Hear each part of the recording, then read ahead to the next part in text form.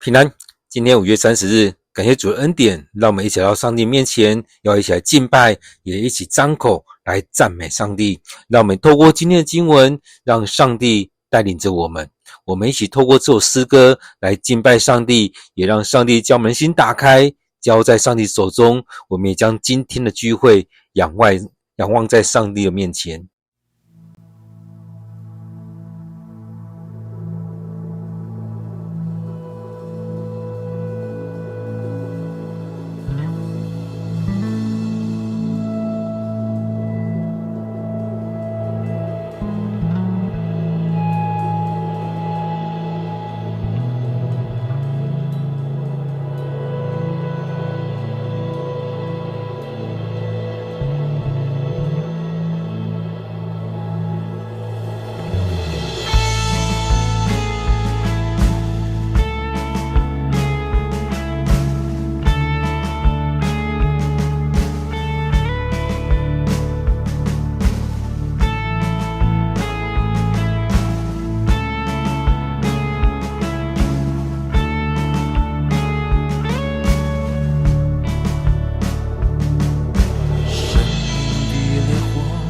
焚烧这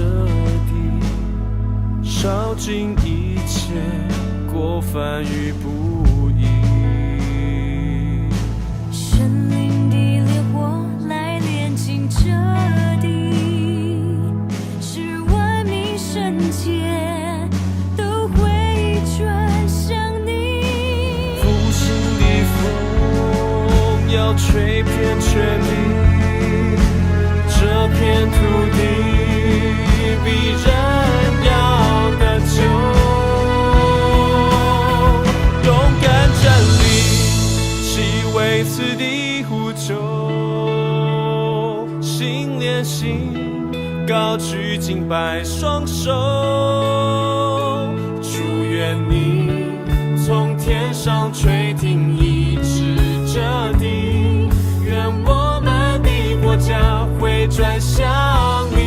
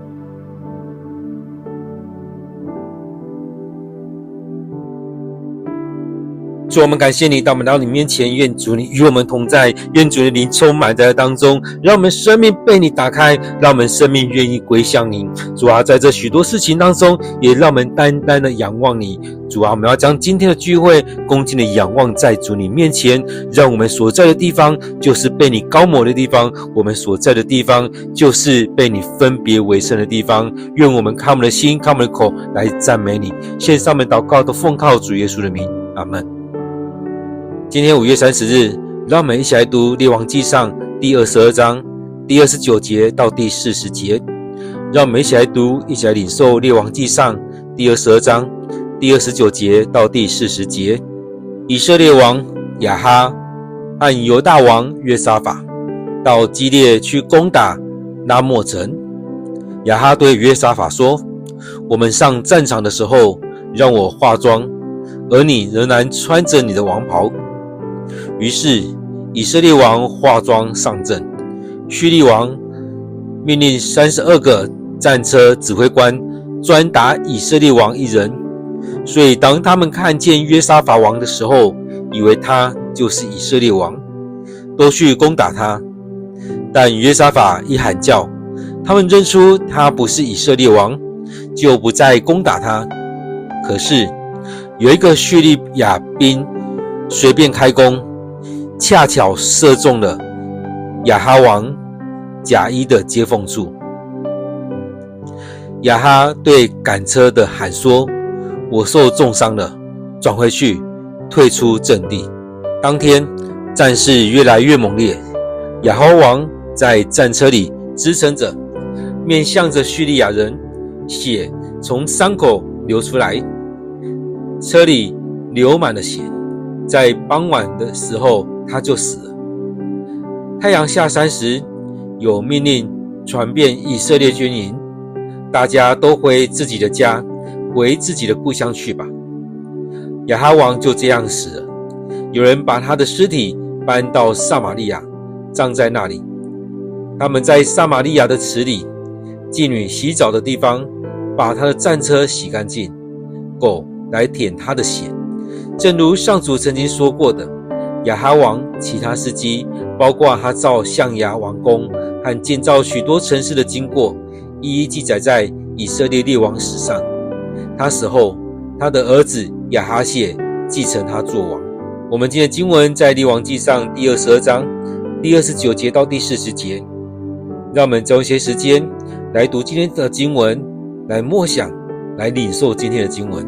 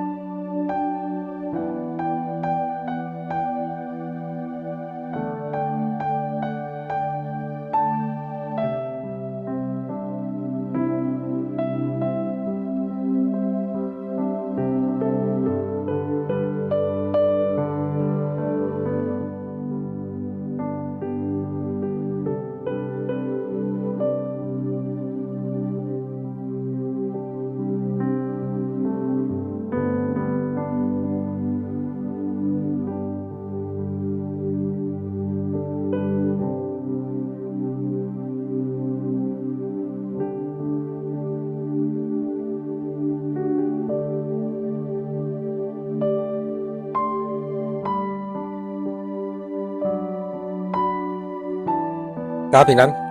在今天的经文当中，你领受到了什么？当我们在前2天经文里面会看到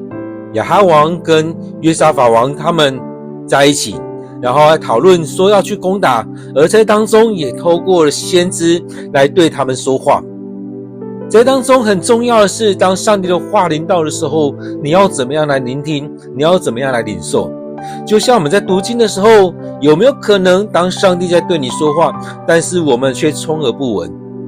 我们确实喜欢听我们所想要的，所以在后续这些事情也让我们看到陆续事情在发生的时候，也去印证了究竟是米该亚的还是其他的先知所说的才是从上帝那边来的。在前面米该亚那边最后说，如果你能够平安回来，就代表上帝没有透过我说话。而在当中米该亚也对另外一个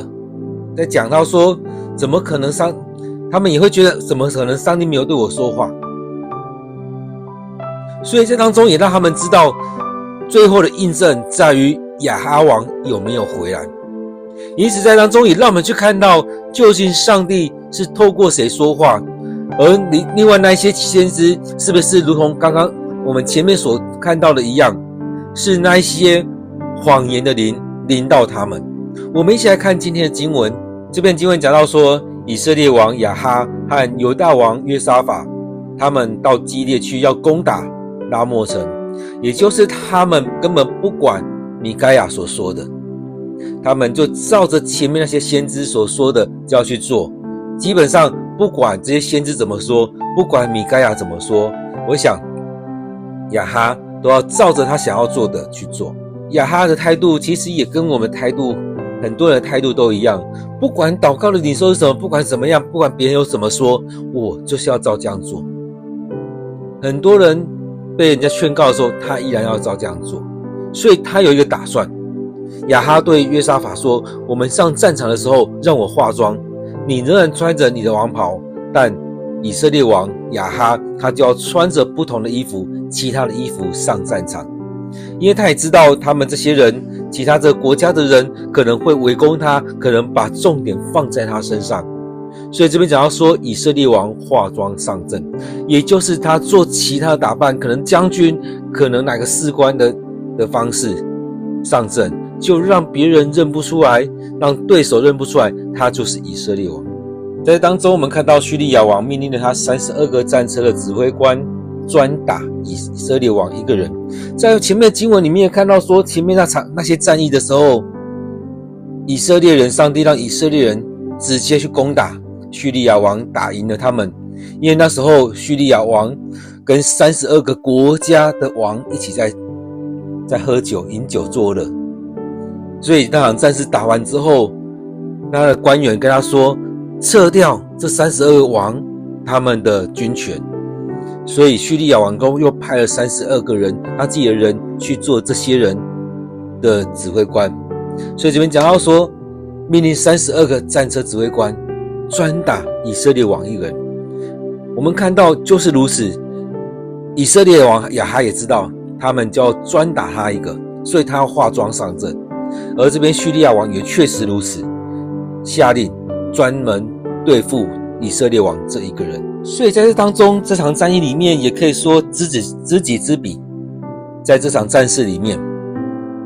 所以当他们看到约沙法王的时候，其实一出征一出去一看，大家就知道哇哪边是王。因为从穿着，从马车，从战车，从很多地方就可以看到那种将军跟王等等的不一样，或者说跟一般的那些十夫长百夫长是不一样。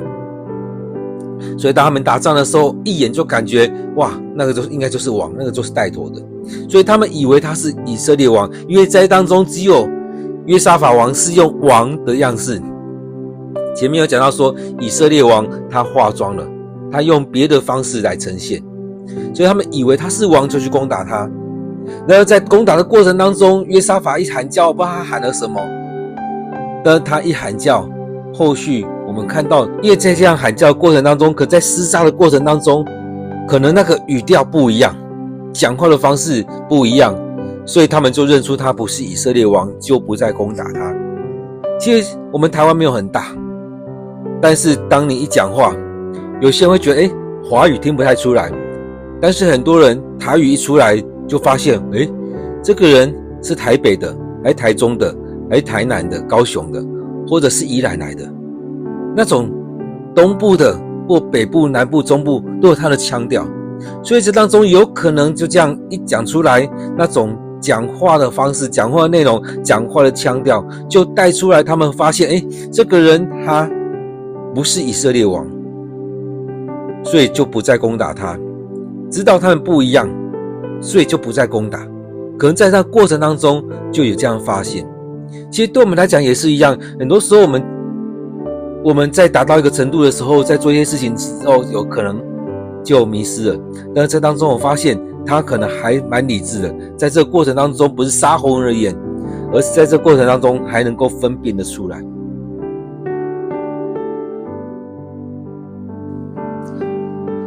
当我们在看第34节这边的时候，我会觉得很特别。其实这似乎都是上帝所命定的一些事情。这边讲到说，有个叙利亚兵随便开弓，却射中了亚哈王，而且是从那种接缝处最弱的地方射进去。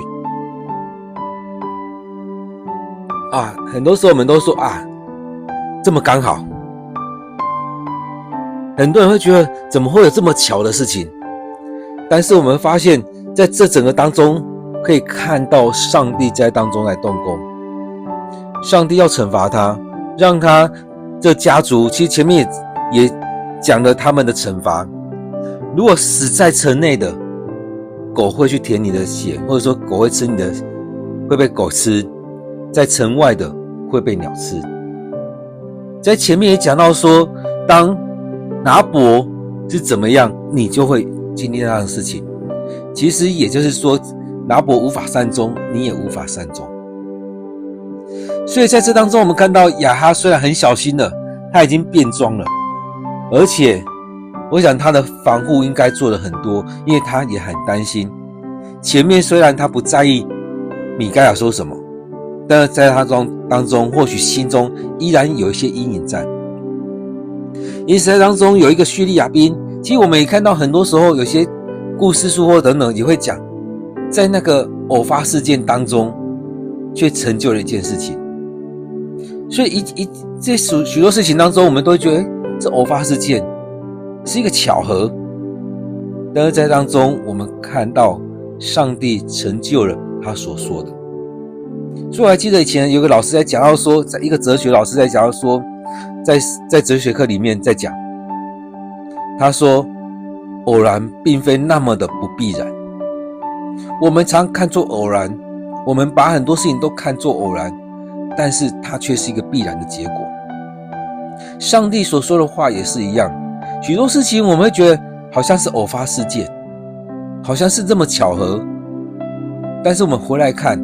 这不就是上帝已经说好的事情吗？已经预言好的事情吗？所以这边我们可以看到说，这箭射了出去，也就这么刚好的射中了亚哈王他的衣服的接缝处。虽然他穿了很多的战甲，但是却那个从最弱的地方射了进去。所以当中也造成了很大的一个伤害对亚哈而言。所以亚哈对赶车说，我受了重伤，转回去，退出阵地，不能再打了。对他来讲，他已经不能再打了，他要赶快回去了。就在当中我们看到这场战争，这场战事越来越猛烈，打得很凶。所以在这当中，当然这个王他也不能离开战场，他是带兵过去的，他不能离开战场，所以他依然在战车里面支撑着，面向着叙利亚人。这个过程所呈现的，也就是他不能离开战场，他依然要在那边参与在他们当中。如果他离开战场，有可能这场战争就结束了，因为他们看到王走了，就好像是要把兵带走了，也就很像是要落荒而逃了。而在当中亚哈王他没有离开，而在当中我们看到那支箭射在他身上，造成很大的伤害，所以血从伤口流出来，流满了血，车子流满了血，所以失血过多就死了。所以这场战争看起来，以色列人跟犹太人他们的联军看起来就是输了。在当中也看到亚哈王死了，所以这场战事打到后来，到了太阳下山，就不知道谁传的命令，传遍了以色列的军营。这样的动作应该也就是因为知道亚哈王死了，那这场战争没什么好打了，所以大家都回自己的家，回到自己的家乡去了，就都回去了，没什么好打了，因为亚哈王死了。所以在当中我们看到前面讲到说，因着那支箭，亚哈王受了重伤，而且失血过多而死了。所以这边讲到说亚哈王就这样死了，而有人这些人还把他的尸体载回去撒玛利亚，载回去首都，把他葬在那边。所以这也算是一个礼遇他，把他带回去，不是把他丢在旁边，还是把他带回去，把他埋葬在首都。这边很特别提到说，他们把他带回去之后，把亚哈王带回到撒玛利亚，把他埋葬之后，他们来到撒玛利亚的池里，去把他们的战车洗干净。然而很特别，这边讲到说是在妓女洗澡的地方，所以可以看到这个国家里面是有很多的不洁净在当中，有很多不适合的事情在当中在发生。所以在那个地方里面去洗澡，在那个地方里面去洗战车，在那个地方并不是在王宫里面，而是在那很卑微的地方，在一个不是王会去的地方去洗净这些东西。而他所流出来的血，在当中是一般人都会去的，甚至有可能是很卑微的人才会到那边去洗澡。而他在这当中，在这战车所流出来的血，其实在当中也是看到狗来舔他的血，从战车流下来这些血，狗来舔他的血。所以在回应到前面拿伯的事件当中，狗舔了拿伯的血，你也会面对到这样的事情。所以正如前面所讲过的，所以在当中我们看到这里面回顾了亚哈所做的事情，他引了巴力进来，引了亚斯他路进来，而在当中他也喜爱拿伯的葡萄园，所以他们夫妻动手害了拿伯，他还要去接收这个葡萄园，在当中遇见了以利亚，还是说被你发现了，所以上帝的话语临到他，在拿伯的时候就已经说要惩罚他，让拿伯所遇到的事情也会在他身上。然后后来也透过米该亚在讲，所以在当中我们看到两次上帝的话2次临到，都是惩罚的事情。所以这边讲到说，正如上主曾经说过了，所以在当中也就是如此，并不是在王宫里面或哪边好好去处理它，而是在这4民小组的地方去处理的时候，那边也是有野狗，也是有狗在当中一样的状况，所以完成了上帝所说的狗会来舔他的血，也就是在当中你们在城里面的狗会来舔，会来吃。这时候我们看到亚哈王过世了，他也算是王里面的其中一个，所以这边特别讲到说，包含其实他很多事迹，包含了巴力亚斯他路的事情，包含了这些很多的宗教性的东西，也包含了巴力那些先知跟以利亚、米该亚跟那400个先知，然后这些战役前面的那2场跟这一场，我相信这些都记载在以色列史里面。这边也特别提到他造象牙王宫跟建造许多城市的经过。其实在这里面也可以看到，其实亚哈王他有去建造他的王宫在撒玛利亚那边，而且对这个国家其实有很多的贡献。所以我们看到了很多在讲到他的事情，很多都在信仰上，在宗教上他得罪了上帝，而在这个国家他应该也做了很多的建造，所以能够得着民心。然而在这里面更重要的，他得着了民心，但他却远离了上帝。当然这边也提到后续他的儿子继承他做王。因此在当中让我们看到一个人的生命，让我们看到一个人的生命他要怎么样来展现出来。其实很重要的是在于你有没有领受你的使命，你有没有回应上帝给你的使命，你有没有领受到上帝的心意是什么。或许像亚哈，他在这个国家可能做了许多事情，但他最重要那一个没有抓住，也就是他远离了上帝，他得罪了上帝。在这些战争当中，虽然上帝透过了米该亚来对这个国家的王来讲话，让约沙法让亚哈王知道了这些事情，虽然上帝已经跟他们说，但他们依然执意要做。虽然约沙法他也跟亚哈王已经讲到说，要不要我们是不是要先求问上帝的心意。虽然这些人讲的一样，我们是不是还要继续找上帝的，是不是还有其他的先知在当中。而在当中当在抱怨的时候，他在情绪化的时候，是不是被安抚下来。在这当中当上帝的话临到的时候，我们是不是需要去查验，我们愿不愿意回到上帝的心意当中。所以在这里面我们一直在看到的是人靠着自己的想法，靠着自己的作为，